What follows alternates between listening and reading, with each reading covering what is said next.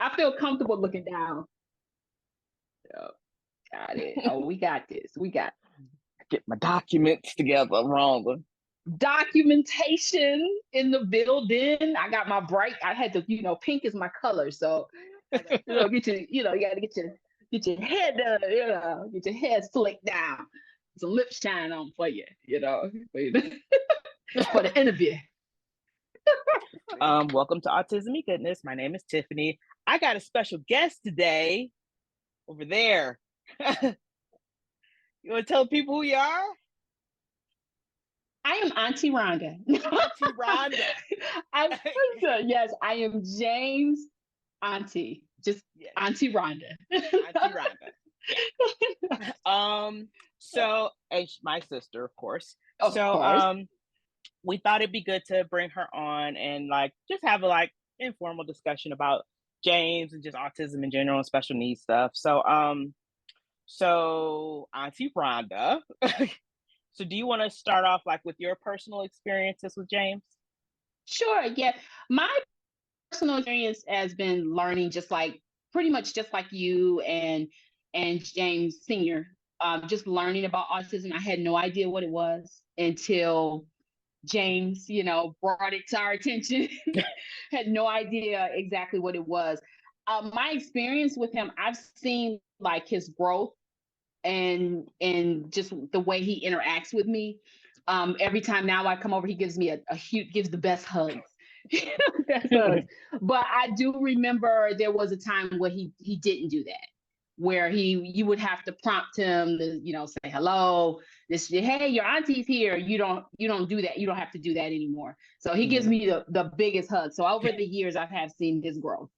Yeah. If anyone ever get a chance, James gives the best hug. He does give pretty solid hugs. Yeah, he gives pretty good hugs. Yeah. So to give everyone some background, Rhonda is my sister, my big sister. And so when I had James and he was a baby, I was fortunate enough to have her as his babysitter for 2 years for free. Yeah. So I probably should pay you for that at some point. But I did not pay you for that. I probably should pay you at some point. It's still an option. Yeah, we'll see. We'll talk about it offline. We'll see. So when Rhonda was watching him, this was from he was 3 months up until age 2-ish or so. And I don't think he really wasn't really showing any signs at that point because he was still pretty young. He was doing what at that time, which I thought was cute. He would take his toys and line them up. Yeah. And I at the time, I just was like, oh, that's so cute. He didn't really play with them. He would just put them in a line. Yeah. And I thought it was the cutest thing, not knowing, there could be something going on there with it. I just thought it was super cute. Yeah. And that's why I don't know if I mentioned before, he really likes trains. He still likes trains to this day. And yes. I think it's because of the lining things up and all that. And through my, he loves Thomas the Train, Thomas the Tank Engine, and he has for many years. He has his collection. He doesn't really play with them per se, but he still watches the videos. And I've seen different studies saying that kids with autism seem to gravitate towards Thomas the Tank Engine, the older episodes where it's the stop motion episodes, because the facial expressions are very clear. If they're sad, they're really sad. If they're happy, they're really happy. And it moves at a slow pace that they can follow. So our children usually gravitate more towards them. So I think that's why he really latched onto that. And now he kind of creates his own videos and stuff of Thomas the Tank Engine stuff with his little toys and all that. He has hundreds of them. So he has quite a collection now. So, but I think it kind of stemmed from his the need to want to line things up, and the love of trains kind of got married together. And then the actual seeing actual facial expressions very clearly and being able to follow the stories real good, because it's all narrated. He doesn't like the newer stuff more so, because the newer stuff's more animated, CGI kind of stuff. Well, not really CGI, but it's more animated, so it's very fast moving now. And he doesn't really like those per se, but he likes the old stuff, with George Carlin narrating, and he knows who Ringo Starr is because he's a narrator. So yeah, but yeah, so he more so likes those older things, but it goes back to when he used to line things up too. Do you have a favorite James story? I I don't know if it's my favorite, but I will never forget one time you all went out, you went on vacation, and you left me like the manifesto, I would say, of what to do and everything. And he was really getting up early in the morning. I mean, earlier than I He get up. still does. He still does. And it was time for his oatmeal. And I was on the sofa, asleep. And he came up and he pulled my eyes open. And I'm like, oh, yes. I want oatmeal, please. You know, it's like oatmeal. So I was like, yeah, I will never ever forget that. I was like, oh, okay. Yeah, he used to do that to me at 5 o'clock in the morning. That is when I taught him how to make his own oatmeal. Yeah, 5 o'clock in the morning, he would come, open my eyes, and it was one time he actually put the oatmeal on my forehead. So that was when I knew, sir, this is the time we're going to teach you how to make oatmeal. It is time. Yeah, we're going to teach you a few steps. You can just get used to making it ever since. So yeah. Yeah. That'll teach you. And then my more recent favorite time with him is when I took him to work with me.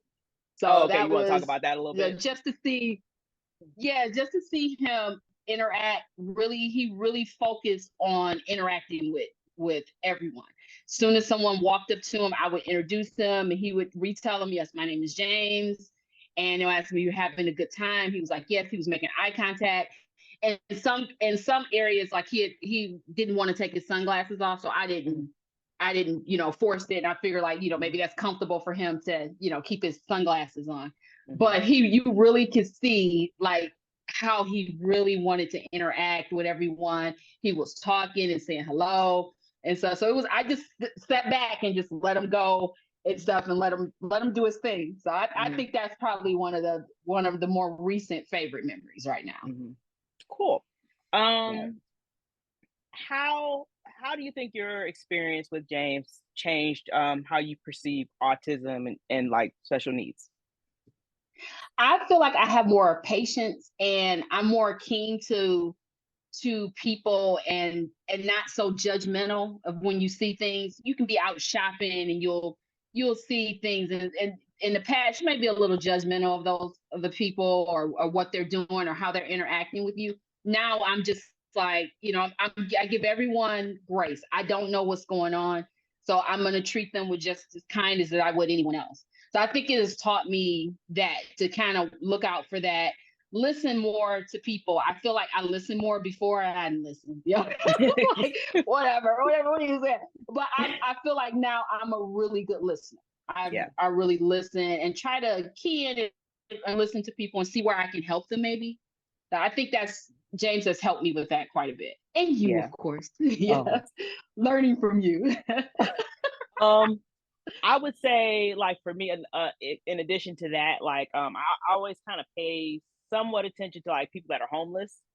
Because a lot of times, if you see someone homeless, like, talking to themselves, of course, there could be some mental issues. But one thing I never mentioned is, like, James talks to himself a lot.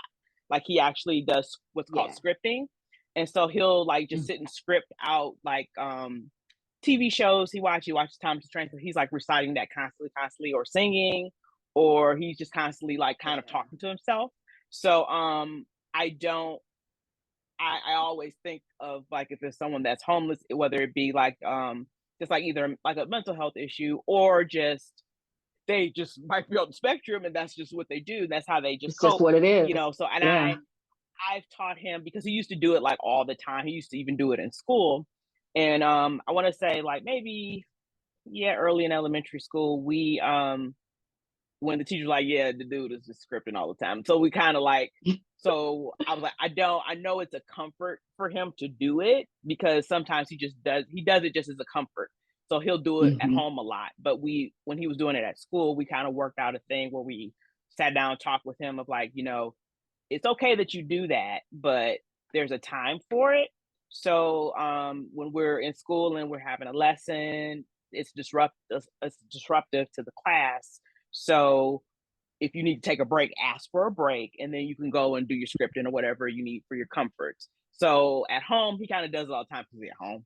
but like he doesn't do it out in public per se. If he does it, it's very quiet. You would never notice. I only notice because I'm like very aware of him. But every now and then he'll like whisper a little something to himself, or say a little something. He's like, "Oh yes, these Yeah. engines are causing confusion and delay." And then too with people, and then too people understand it's not necessarily like a bad thing. I think when people hear like somebody may talk to themselves, like there's a stigma with it, like that's bad, that's a bad thing. But I sit here and talk while I'm working, especially while I'm working. I sit and talk to myself. If someone was here, they probably like, what is going on with her? What is she talking about? But it's not a bad thing. Sometimes I verbally say stuff out in with no one around, just say it, and I just have a whole conversation. It's not a bad thing though. Like I didn't want to take it away from him because I know it's a source of comfort for him.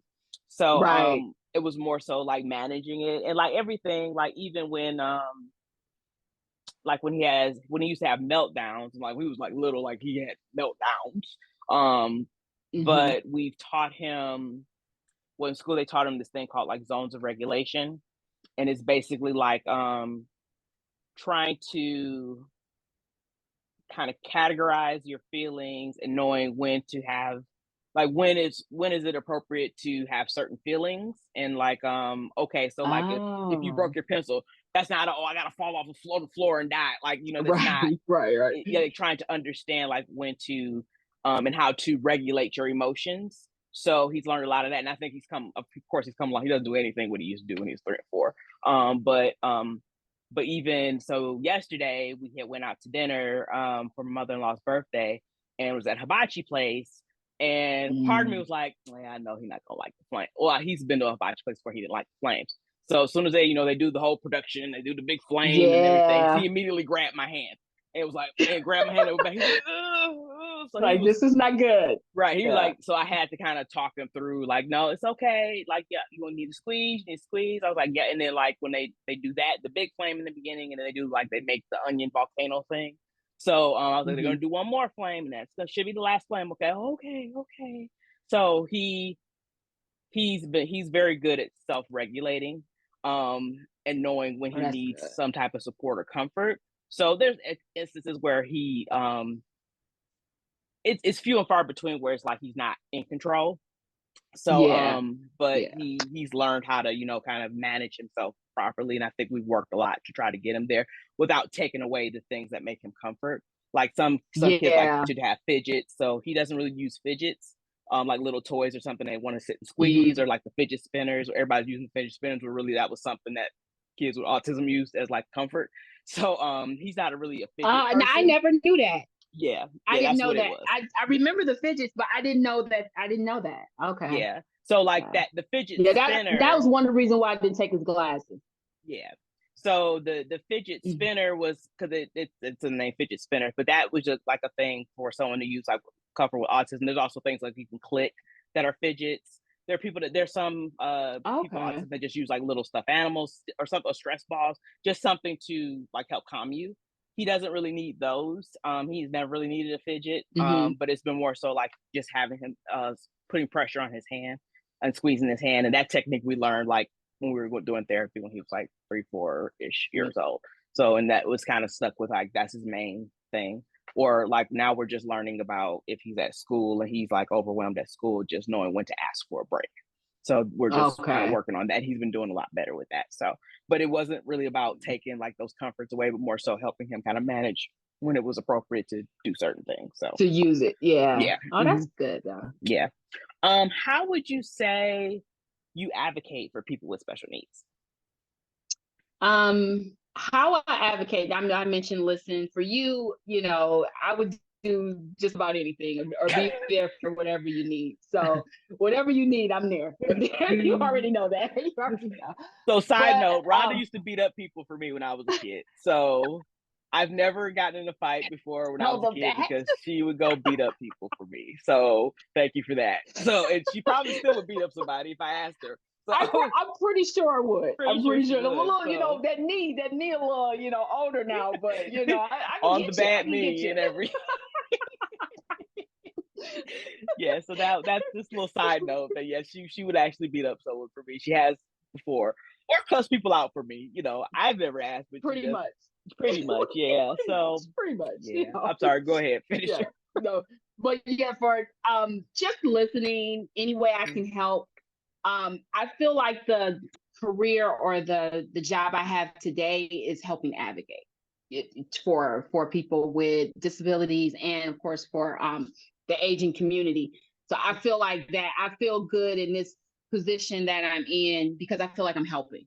And I learn something all the time. I'm learning every day. I'm learning something new, learning different ways. The ERG groups that we have at work I'm on a disability group, and that's helped a lot. It helped me a lot on there, just on as an ally. So yeah. So, do you want to talk more about your work?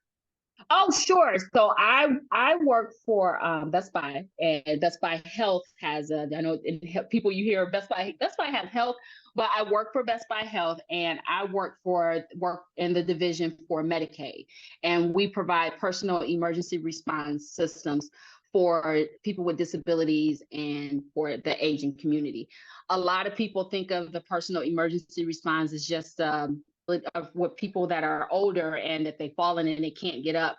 But Best Buy has figured out a way to make it another tool. So it has a social care aspect to it. So they can press their button if they need help getting resources, need a ride. There's a lot of now technology is phenomenal now.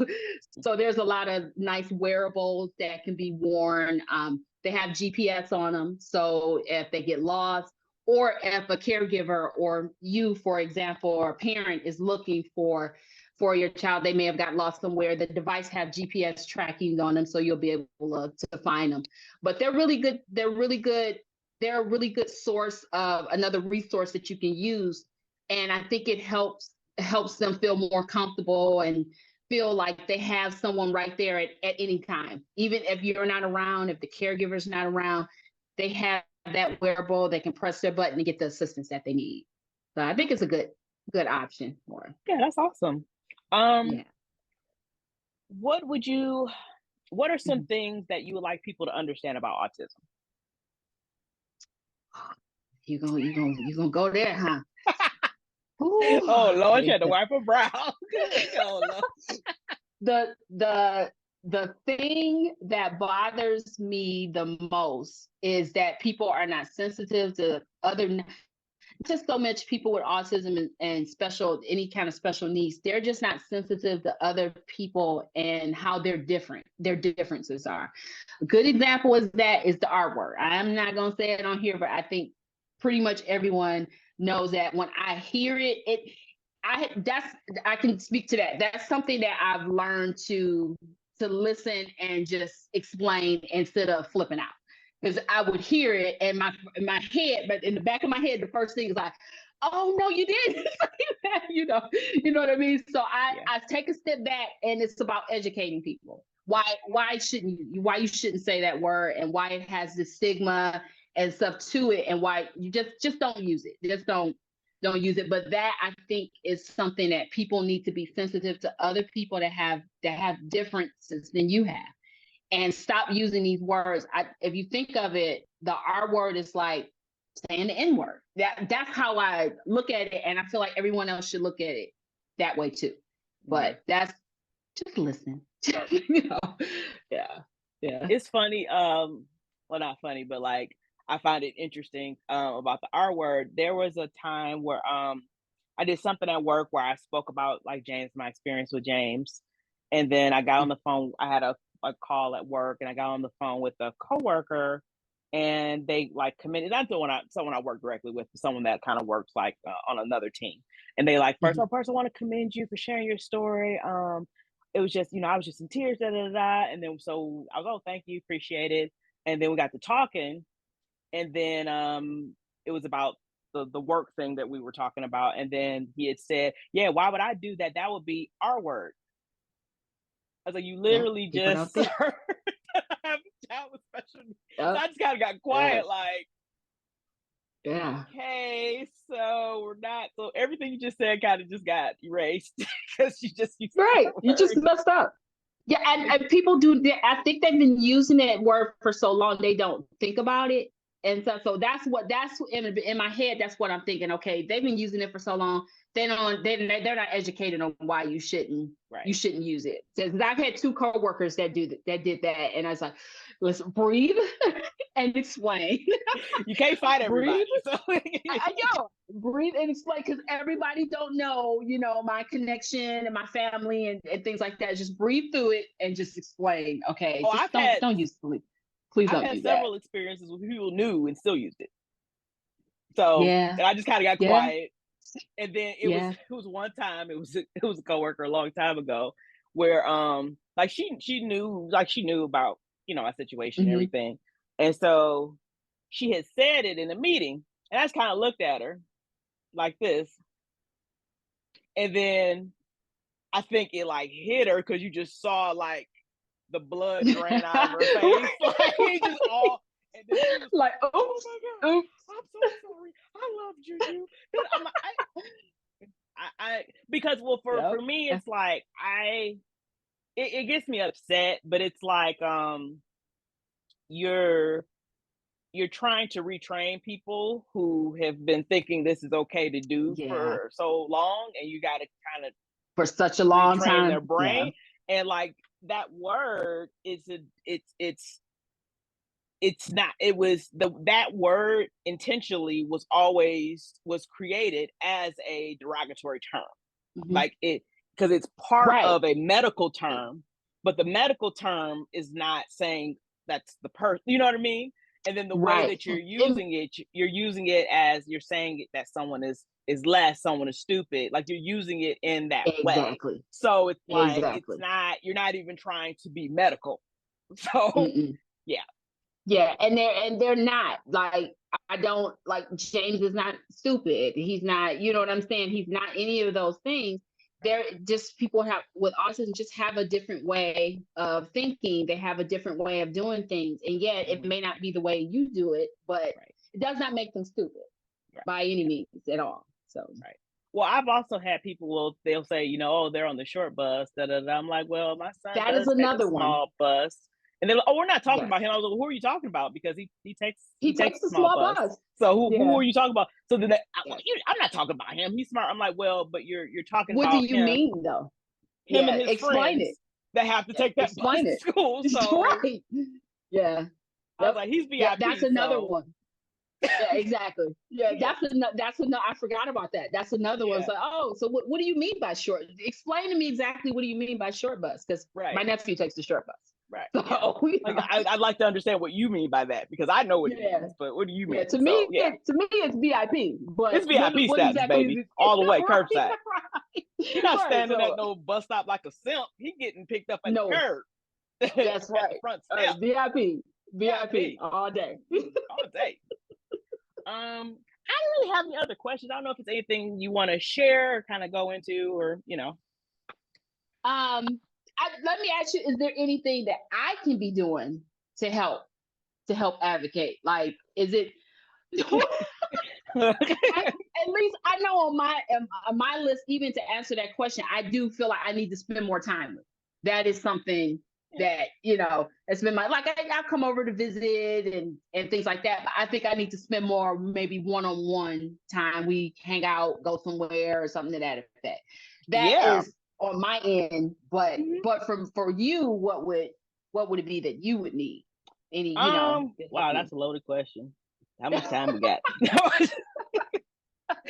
No, I would say I've always been the person where, like, it's going to be more beneficial to you to spend one, like anybody, not just you, but it's more beneficial for you to spend one-on-one time to get to know him.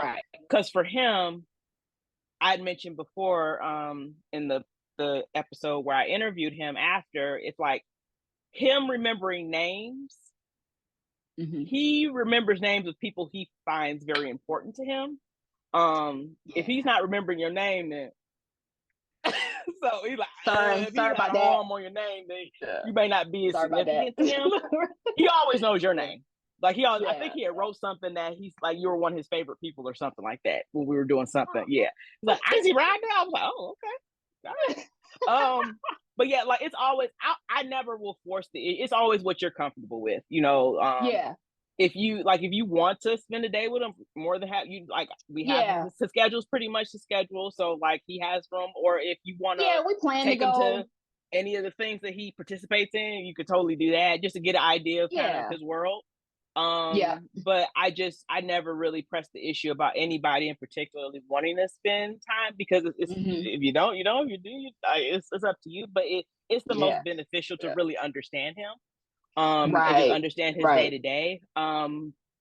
A thing that we're really working on is him out in public and interacting with others in public. So examples Okay. of that is if we're like at a store and he's getting something, I make him do the purchase. I make him do the whole Oh, okay. transaction. So I kind of guide him through it. Usually I have a cashier that's pretty, cool about it. I never Yeah, had you can anybody kind of like, scope them out. yeah, like You kind of scope I'll them kind of out. say we're learning. I'll just say we're learning. I never tell him he Yeah. has autism, so you gotta be. I'll be like, oh, we're learning. Thank you for your patience. We're just learning, and they're Yeah. usually always really perceptive. So just trying to help him navigate through, like, the whole journey. Like we kind of do it in piecemeal, and I have to do more like just kind of going out, having him look for things, make Hmm. decisions, look at the price of things, putting in his cart, looking for different things, and then going up and actually interfacing with a person to do the Oh, transaction, that's deciding good. if you're going to use your card or you're going to use cash, knowing what to do with the machine, knowing when to take the card out. Like we kind of have to do that more, but I'm trying to To do- find like opportunities to do that more. So, okay, that's what I was going to ask you. I was going to ask you, when do you do that? Do you have him like buy his toiletries, or like what?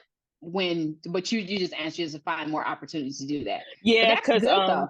for his toiletries, he uses Amazon for a lot of stuff. So Okay. which is also good. Actually, yesterday he actually grocery shopped yesterday. He used DoorDash yesterday to buy groceries.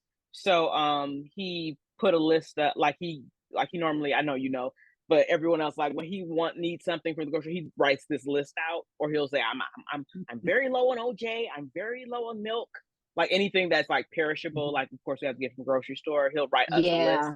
So it was only like three things, and like James or I didn't really need anything. I was like, okay, well you can go. Let's go on Amazon and see, or not on Amazon, on DoorDash to see if we can get groceries for you. And he was like a little hesitant.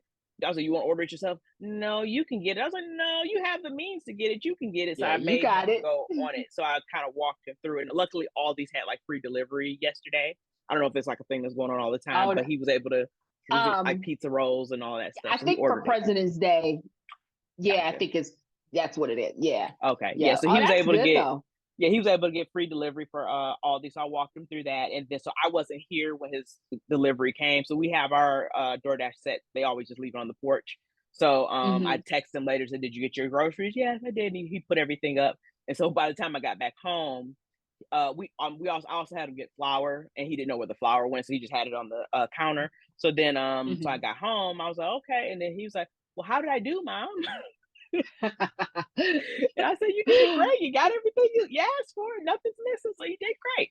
So, but weekly, he'll order from Amazon non-perishable things and like toiletries. So he'll order, Okay. like I said before, for snacks, he usually has trail mix and fruit bars for his snacks. So he'll order those. You can get those on Amazon. And I have it set up where his Amazon account, before it actually transacts, it's sent to me to approve it or deny it before. So Okay. I get a link so I can see what he ordered, and then I can approve it or deny it.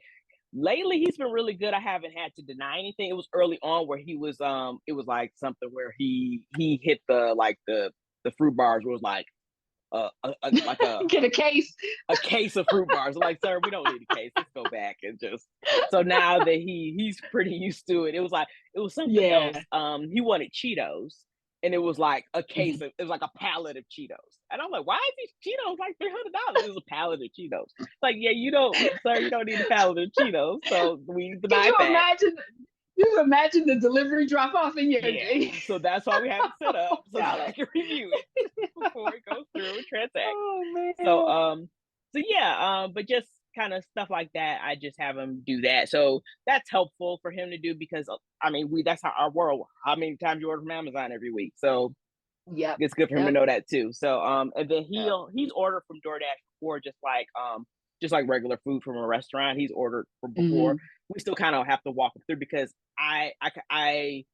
I'm still trying to figure out like because with Amazon I can approve it, but DoorDash is just loose. I still way Oh it's no checks yes, and balance in it. it's no Yeah, way to. so Yep. I just kind of tell him if he wants to order from DoorDash, he has to come to me and like me or Walk him James through. Senior and kind of walk him through, or just say that he Mhm. wants to do that, or let us be aware that he's going to do that, so we know what he's doing. So, Right. but yeah, those are the like online kind of things that he does. Yeah. Oh, that's good. Mm-hmm. That's good. Yeah. Yeah, getting them out to the stores. Yeah. At least at least for his learning, but I would prefer just me personally, and he's probably gonna be the same way. I just order it online, just have it delivered to Yeah, you. for sure. For But sure. no, but I get for his learning, yeah, Yeah. get him out Yeah. there in the stores.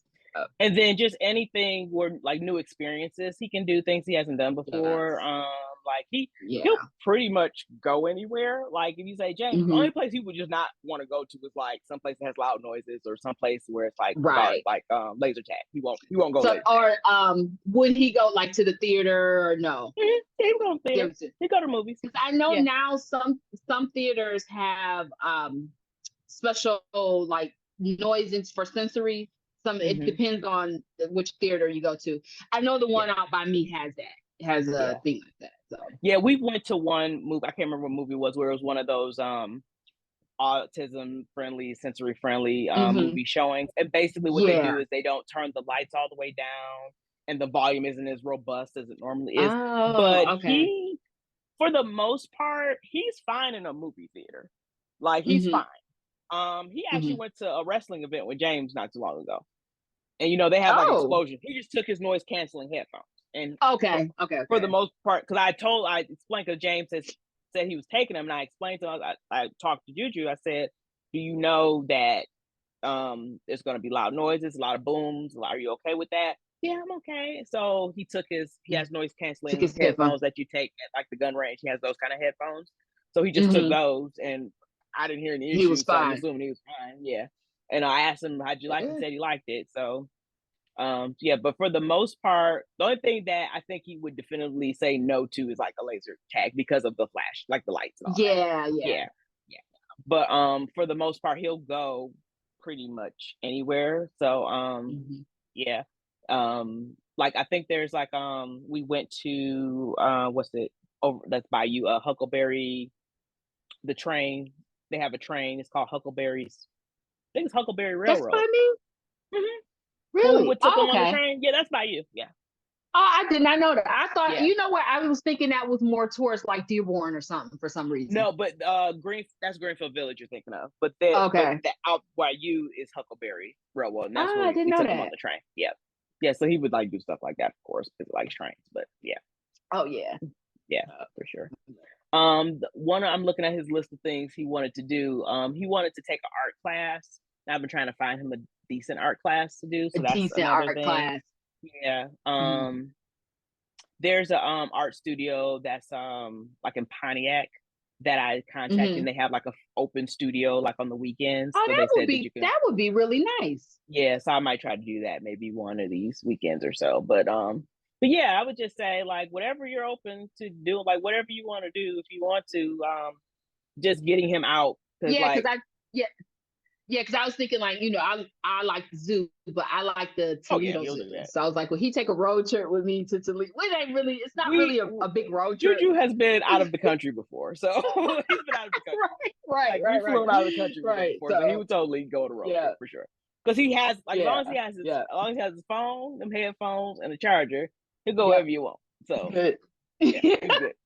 He's good. That's all he needs. And like, well, okay, we're going here. Da da da. We're going on a trip. Like, oh, okay, I gotta take my phone. Yeah, Yeah. yeah. Which he always has his phone, his headphones. So yeah, he would Yeah, go he had wherever. his when he went to work with me. He had his phone. He had his headphones. Mm-hmm. Yeah. So Yeah, yeah, so he he'll was keep good. himself occupied in the car for sure. But yeah, he will. Like I said, he's like we've driven to North Carolina with him before. So Oh, that's no, right. I South forgot about Carolina. that. Sorry, South Yeah, Carolina. Yeah, South he's driven Carolina. to I South remember Carolina. He's that. driven to Yeah. Chicago. Like I said, we flew to Hmm. Jamaica. Hmm. like we've driven to Canada before, but that's not long. Yeah. Yeah, the longest trip would have been the South Carolina trip. He's been in the car. Mm-hmm. And we split that up, but it was still 7 hours each. But we did halves, Each like where we did way. 7 hours. Yeah. Well, no, we did 7 hours, took a break, then did another 7 hours. Oh, I thought you. Okay, I see what you mean. Okay. Yeah. Okay. Yeah. Oh, he's Yeah, better than me because I'll be ready to tap out. well, then he like will fall asleep for a little bit too. So Yeah. like he'll like the car is calming too, so he'll like maybe fall asleep for a little bit too. But yeah, he's totally fine with road trips. Fine on a plane. The first time he was on a plane is when we took him to Disney World. And I had walked him through because that's the other thing. It's like you just never know, but Okay. you just never know how he's gonna act in like new situations. So I tried to walk him through before we even got to the airport, like a couple days before, like what's gonna happen on the plane and what's gonna happen, like when we're in security and all that. So we're in the security line, TSA line, and they you give him the ID. I think at that point he wasn't old enough, of course, to have an ID. He was like in elementary school. Yeah. But they asked his name. And he said, "My name's James Jones." So Who's gonna tell you his name? my name's James Jones. So okay. And so he got through TSA. So I had to explain like taking off the shoes and all that. So we got through that, and then we get on the plane, and then he looked at me and said, "Oh man, I'm gonna die." He said, "Oh man, I'm gonna die." He wasn't freaking out. He kind of said it like it was like like he wasn't like having a meltdown or anything. He's turning, "Oh mom, I'm gonna die." I was like, "No, you're not gonna die, honey." So I explained. I was like, "Okay." So we were taking off, and he was like, then he grabbed my hand, and he's like, "Oh, okay." So he's all that's it. So yeah, but he was fine. We did this. No, I'm just kidding. We did this. We did it. Yeah. Oh man, yeah. I couldn't think of. I feel like I had something. I can't think of anything. Well, I think you asked about how can you help advocate, and I Oh think I yeah. went through that, but But yeah, not just advocate. I had to ask you about like advocating for James and helping you, but what are other things that I can do for other people? Like, that. Well, I think you said you what you do is like the patience part is huge. Yeah. I would say you're involved in like your ERG at work, for people with special needs and their caregivers. That's helpful. I would say just continue doing that and continue being a voice for those who can't necessarily always speak for themselves. And continue that patience and continue educating people when they say stupid stuff or they say just wild things about people with special needs or people with autism too, specifically, because they're just I don't know. I haven't gotten this in a while, but I remember people used to tell me that he didn't look like he had autism, so I used to get that often. Not sure. That's irritating. Like, well, what does it? That doesn't really have a look. So I had someone flat out told me they didn't think he had it after they only said hi to him. So I was like, well, why would you said hi to him? Well, maybe I guess I don't know what autism is. Well, say that because exactly. Yeah. And then I don't think people realize like it's a spectrum because you can't just because you see one person with autism and they're doing all this great stuff and they're doing this, they're going off to school, they're going to college, doesn't mean someone else that's on the spectrum will be able to do the same things. I think people don't realize it's a spectrum. The amount of memes, videos, and things I've gotten over the years about Jimmy Jam and Terry Lewis and Billy Bob and Susie May that has done all these things. Have you ever? Right. It's not the same. It's like you're putting people in everyone has to be the same way. Like it doesn't work that way. Autism is not the good doctor. It's not. So and that's not real. So like people, I mean there's a lot, like it's a spectrum, and there's a lot of people who are very high functioning who have never been diagnosed, but they're very high functioning. So it's just like, I think it's almost sometimes like people are trying to project high functioning on him and trying to make it so. And I'm trying to tell, like, no. Well, I mean, anything's possible. Well, not really, because this is just who he is. And I think I've and you accepted shouldn't that. want to. Yeah. And then you shouldn't want to change another person regardless. Like, Yeah. let people be who they are. Who you want to, but it can't be what. No, it must be something else. Or, are you sure? There was a lot of that, and it's like, did you ever get the people saying it's because of his vaccinations? Did you ever get that? So much. No. Well, nobody like said that particularly to James, but the last episode, actually, that hasn't posted yet, but the last episode, I talked about a support group that I went in. It was a mom in there. I went to like a mom autism mom support group, and there was a mom there who was very angry. She was sort of earlier on in her journey with autism. I think at this point, when I went there, James may have been like more like 5 or 6ish or so. So we were kind of like sort of in it a little bit in the groove, and we're a little further along. So she was very adamant about the vaccinations and her son, which I can't really like. There's like, it's been proven that that's not like the silver bullet at all. Right. But right. I can't discount what she's saying is that her son had X number of skills before he got these certain vaccinations, and then he lost it. That wasn't my case with James. Oh, gotcha. Like, James didn't lose any skills. He just never started talking. When he was supposed to, and like his speech is never. Like, so it wasn't like he had all these skills. So that mom was her story was that he was speaking, like, he was hitting all his marks, all his milestones, and he got this particular vaccination. And I can't discount that. You know what I mean? I can't discount that. It might have been a situation where he got it too early, he had a bad reaction. Like, I can't discount that. But I think it's at this point, it's like, that's just not my story. So I can't, when people say like, that's just not what happened to me, because I can remember things that he was doing when he was a baby that now that I think back, like, oh wow, he had autism and I didn't know it, because I didn't know what it was. So he would like do things where he would just stare at something in the carpet, like just staring at the floor, and I didn't know what he was staring at. He was focusing on one little piece of lint in the carpet as a baby. And he would just sit and fixate on this little piece of lint. Or he would do his like cover his ears when he was a baby. About like, he would do that. So, and it was before like a lot of those vaccinations, like he was still a baby. Like he had some, but it wasn't like the ones that they were saying were the ones that, are the trigger. I think there's so much that we just don't know. And I think the last studies that I've really been following were, there's like genetic markers. So there might be something within like either my DNA or James's DNA that are like triggers, similar, like kind of like sickle cell, where it could be something that triggers that. And then I also thinking back to my pregnancy. My pregnancy was relatively normal, but it was like this period of time, maybe like a week or 2 weeks, where I had vertigo.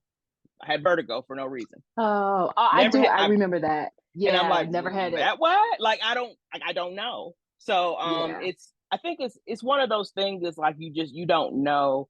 There's no cure. It's just this is just what it is. So and you manage it, and you work on managing it and trying to develop those skills as much as you can. But like I said, the vaccination, that was never put on me, and that was not my journey. But listening to that mom, I couldn't discount it. And I know other moms feel strongly about that. Like, I'll speak to the mom that I was in the support group with, and the level of rage and anger she had. And it was just her screaming and mad and crying for an hour. So and that wasn't my journey with James. Like, he he was showing signs of autism like early on, and I just know what that was. Right. So Right. I just thought it was just because I didn't. Now he's my only child, so I didn't. I'm like, well, maybe this is what babies do. Like he would just do certain quirky things early Mm-hmm. on, and then it wasn't until like he was around 3 and 4 where I noticed that there was something actually different, significantly in comparison to other kids. Yeah. But yeah, I never I guess it was never a question in my head of I'm not gonna have him get proper vaccinations for like life-threatening Mm-hmm. diseases. So that was just Mm-hmm. me. I know, people feel like, they don't want to vaccinate. That's fine if that's their choice, but that's just the choice that we Yeah, made. it's a choice. Yeah, so yeah, Right. you have to kind of look at, what you have to look at, what works best for you, getting a good doctor. We've been fortunate enough, like I know early on the doctor we had before, our current doctor that he's had since he's been about 3 and 4. We had a pediatrician. It was the lady that when I was telling her that like he's not talking, oh, just talk it out with him, and then he's just being a little lazy. Like she kind of blew it off. I remember you saying that. So Yeah. yeah, so I'm like, that's not.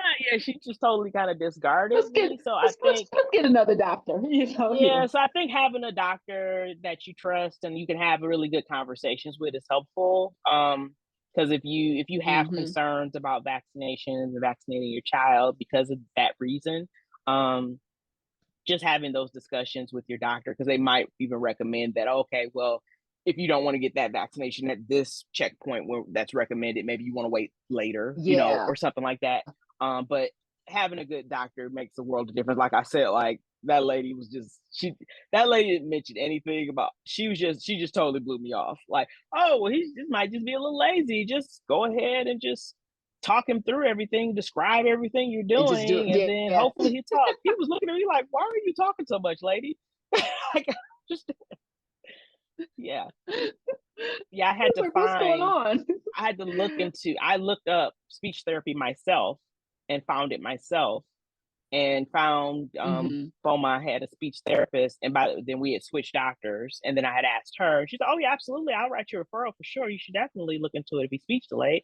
So yeah, that Yeah. was just Just to change a a doctor. weird. Yeah, Wow. just change a doctor. So I even say that with like, with personal things. Like if you go to a doctor and they're recommending a treatment plan that you don't agree with, or you feel you should try something, or you may not like, I don't know, I've reading up on that. Like you should be able to have an open dialogue with your doctor and express your concerns and ask about, Right. different, like, okay, well, I saw this treatment, like, why wouldn't you recommend this? And try to understand why they recommend that. Like our doctor, like me and James have the same doctor, and she's been his doctor since he was like 4ish or so, like early on, like because she gave us the referral for speech therapy.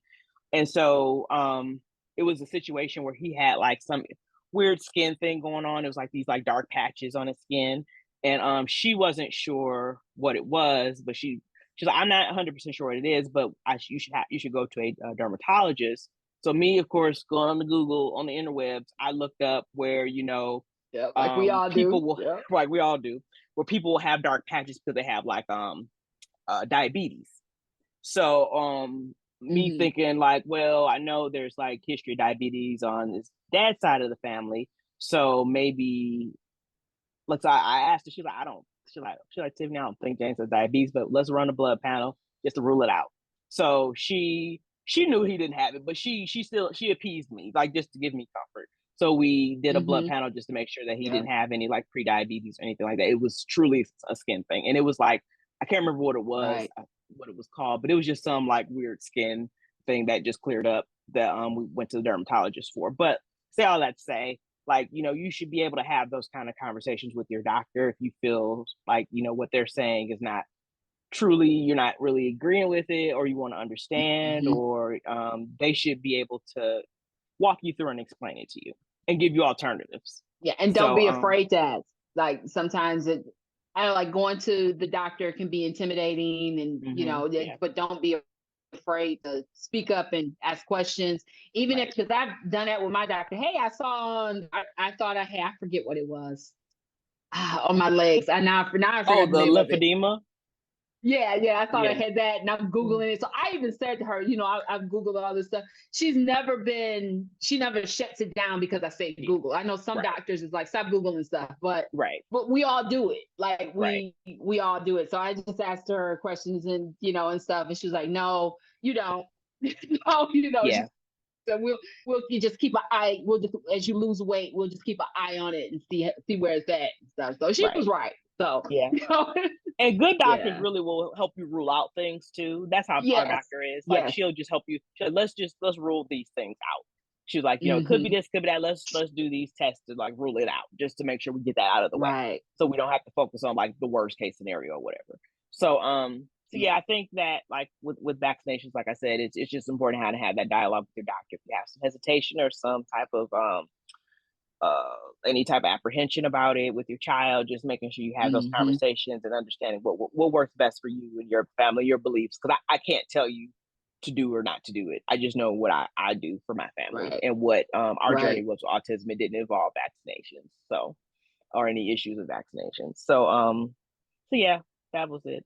Nobody ever put that on me to say like, oh, that's why I got it. Like nobody ever put that on me. Yeah. Yeah. Think what else? I Yeah. think we covered a lot of stuff. Yeah. I'm trying to think. I can't think of that now. Like watch me later. Think. Oh, we didn't do that. We didn't I mean, we say can do this. another one. We can always do another one. No.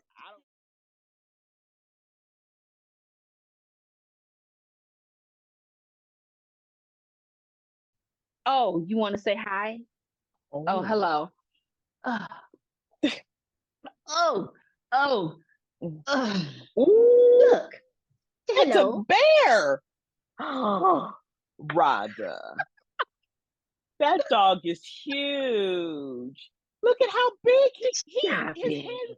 Well, now look at Stop who's it. involved. Look at who's in the mix. Stop it. Yeah, we got Oh, this is guy that in the your mix. friend? We're best friend. Is that my best You friend? gotta go potty. He's his head looks like it's the same Yeah. size as your head, right? Why is his dog so big? So big. Loki. Oh, he's huge. Yeah. Hey, What? buddy. Hey, oh.